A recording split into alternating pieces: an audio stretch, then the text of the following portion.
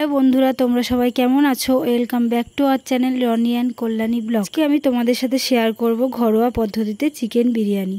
প্রথমেই আমি একটা হাঁড়ির মধ্যে জল নিয়ে নেব। জলটা হালকা গরম হয়ে গেলে তার মধ্যে আমি দিয়ে দেব গোটা গরম মশলা, এলাচ, দারচিনি, তেজপাতা, লবঙ্গ। পর ওইগুলোকে একটা ছাঁকনির সাহায্যে ছেঁকে নিয়ে বিরিয়ানির রাইসটা দিয়ে দেব। তারপরে দিয়ে দেব সামান্য নুন। পরে আমি চালটাকে 90% বয়েল করে নেব। এবার কড়াইতে তেল দিয়ে তেলটা গরম হয়ে গেলে বিরিয়ানির আলুগুলো ভেজে নেব। আলুগুলোতে আমি আগে থেকেই নুন হলুদ মাখিয়ে রেখেছিলাম। আলুগুলো ভাজা হয়ে গেলে তুলে নিয়ে ওই তেলের মধ্যে পেঁয়াজ দিয়ে বেরেস্তা বানিয়ে নেব। বেরেস্তাটা বানানোর সময় একটু সামান্য নুন দিলে পেঁয়াজটা তাড়াতাড়ি সেদ্ধ হয়। এরপর লাল লাল করে বেরেস্তাটা ভাজা হয়ে গেলে তুলে নেব। বেরেস্তাটা তুলে নিয়ে ওই তেলের মধ্যেই দিয়ে দেব গোটা গরম মশলা, এলাচ, দারচিনি আর লবঙ্গ। এরপর তেলের মধ্যে দিয়ে দেব পেঁয়াজ কুচি, দিয়ে পেঁয়াজটাকে ভালোভাবে ভাজতে হবে। পেঁয়াজটা একটু ব্রাউন কালার হয়ে গেলে ওর মধ্যে দিয়ে দেব আদা রসুনের পেস্ট। আদা রসুনের পেস্ট থেকে যতক্ষণ না গন্ধ ছাড়ছে ভালো করে নাড়তে হবে। এরপরে একে একে আমি গুঁড়ো মশলাগুলো দিয়ে দেব। প্রথমেই দিয়ে দেব ধনে গুঁড়ো, হলুদ গুঁড়ো, লঙ্কার গুঁড়ো আর স্বাদমতো নুন। মশলাগুলো দেয়া হয়ে গেলে ভালোভাবে কষিয়ে নেব। তখন দেখব মশলাগুলো ভালোভাবে কষানো হয়ে গেছে, মশলা থেকে তেল ছেড়ে দিয়েছে, তখন মাংসটা দিয়ে দেব। আমি এখানে মাংসটাকে একটু বড় বড় রেখেছি, যেরকম বিরিয়ানির মাংস থাকে। বিরিয়ানির মাংস একটু বড় বড় না রাখলে ভালো লাগে না।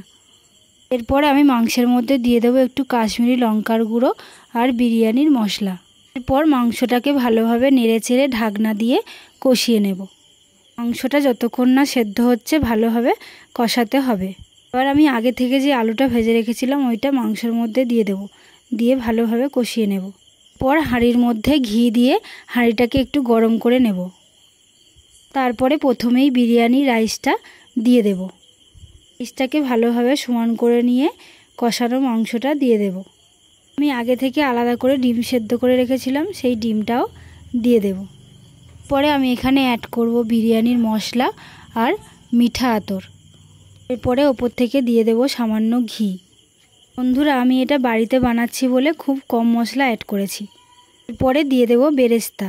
লাস্টে দিয়ে দেব সামান্য বিরিয়ানির কালার। বিরিয়ানির এই কালারটা না দিলে বিরিয়ানিটা দেখতে একদমই ভালো লাগবে না। এরকম সেমভাবে আমি 3টে লেয়ার দিয়ে নেব। বন্ধুরা তোমরা বিরিয়ানি খেতে কে কে পছন্দ করো, আর কোন বিরিয়ানি খেতে পছন্দ করো, চিকেন না মটন, আমাকে কমেন্টে জানাও।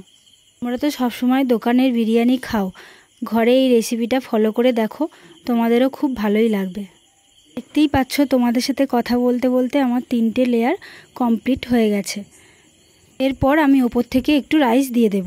তারপর হাঁড়িটাকে দমে রেখে দেব 15 মিনিট।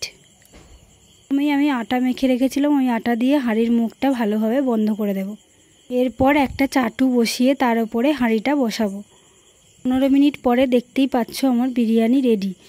আর দেখো বন্ধুরা কালারটা কত সুন্দর এসছে, আর গন্ধটাও খুব সুন্দর বেরিয়েছিল। বন্ধুরা আমার এই ভিডিওটা কেমন লাগলো? ভালো লেগে থাকলে লাইক করে দিও, আমার চ্যানেলটি সাবস্ক্রাইব করে দিও, আর ফেসবুক থেকে দেখে থাকলে আমার পেজটি ফলো করে দিও। ততক্ষণের জন্য ভালো থেকো, সুস্থ থেকো, দেখা হচ্ছে নেক্সট ভিডিওতে।